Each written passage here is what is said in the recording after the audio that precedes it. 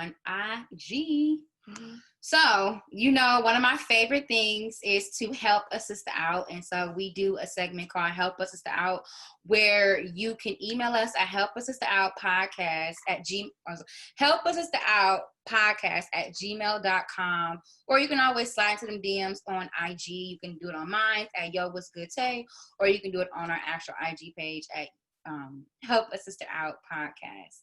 So this one is actually a little different. I feel like it's very relatable for those that are still working during these times. So a sister said, I've been working at my job for almost 3 years now. Since the pandemic, everything has slowed down. Cuts have been made, but also promotions have been given. I believe I have the qualifications to also be promoted. However, I'm very nervous to ask. Any advice? We both done got some promotions, Benny. What can you say? I feel like don't be afraid to ask for what you believe you deserve. And also, if you don't ask, you can be overlooked, and nothing's gonna hurt with being asked. And one of those things again, no, the word no. It's okay to hear the word no, but don't be afraid. I think you should shoot your shot. Especially if you feel like you qualified, go ahead. Because would you prefer a more qualified person get the position over somebody who lacks what you can probably offer? What do you think? So I think the most important thing is always find ways to stand out. So if other people have been promoted, maybe not necessarily compare, but see like what are these people doing, so you can know like what your boss or essentially what your job is looking for. And I always check in, and I'm very vocal on like why I'm here, because yes, I'm here on y'all's clock, but I'm also here on my time. And so for me, I have to let the person know like, hey, I've been really interested about this position. Like, what do you think are some things that I can do? I actually did that myself.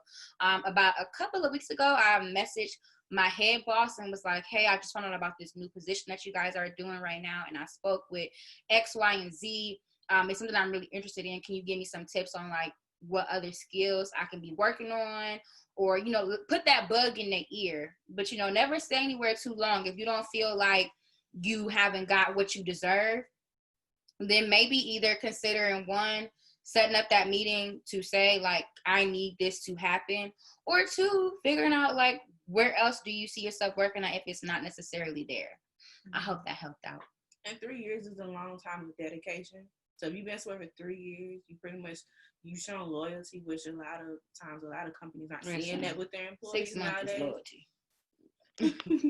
90 days is loyalty. Mm-hmm. So yeah, I think you don't be afraid to hop out there and take that opportunity. See what you can do with that. Yes, sir. Don't be nervous. Well, it's easier said than done. I think sometimes you get nervous because there's an expectation that's going to be placed upon you, and you don't want to be told that, like, nah, bruh, you ain't the one. People fear rejection. I fear rejection. But that's because we live in a society where a lot of people have been, given like the Gold Star Awards and stuff just for participation. They're not used to rejection. So, but like, don't be nervous. Like, be confident in your action of going forward with asking, and then also because they'll speak numbers. Like if you come in there being timid and afraid, sometimes you can read it, but the moment you walk up and you ask or whatever it is you do it with confidence, and also hold that mentality as well. And one time my friend, which we were, because I talk about my work, I talk about where I want to be, how I make my money with my friends, and so we were talking about it, and this guy, he was just like, like what, we were like, what, he was telling me about this position. He's like, well, I said, I don't really have that much experience, and I was like, sometimes it's not about that, it's about dedication and interest. And so even if you are wanting to be promoted and you don't feel like you have the skills, you can just say like, hey, I did my research, like they got YouTube now. Use your network, people that you work with. Ask them, like, how did you get in this position? How did you start here? Where do you see yourself going? Like, what do you like about the company? Because people that's been at their job for like 10 or 15 years is like, baby, why are you still here? So I don't know about, like, put me in on game. I know I can't see your pay stub, but like, tell me more. Have those conversations. That doesn't cost. You know what I'm saying? That's free. And people love to talk about themselves. And also, it depends on the company you're working for, too. Every time I say to me, what's something like that? Okay, no, I'm just... Yeah, girl, you just been going on and on. Is this you? Did you write? But no, seriously, like, see if your company has like, some type of program or something. Like the company that I work for, they offer something where you're able to partner up with different leaderships and stuff. And people who are in like supervisor position or manager position, they were in this program at one point in time.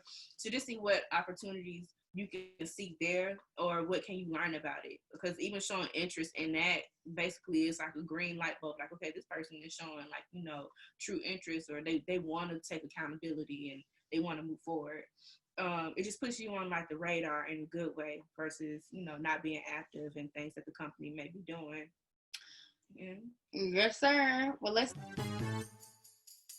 We're sisters, we're happy and we're singing and we're cool. You're listening to Help a Sister Out podcast. I'm Benelia. I'm Tay. Help a sister out. Help a sister out. Help a sister out. Help a sister out.